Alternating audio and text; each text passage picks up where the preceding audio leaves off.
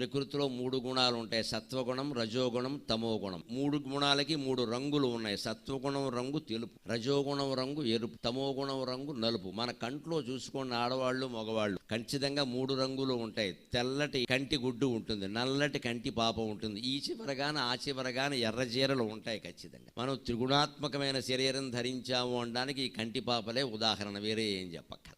ఆ త్రిగుణాలని పోగొట్టుకోవడమే త్రిపురాసుర సంహారం. త్రిపురాలంటే సత్వపరం, రజఃపరం, తమఃపరం. ఈ మూడింటిని పోగొట్టడమే ఆయన చేసిన పని.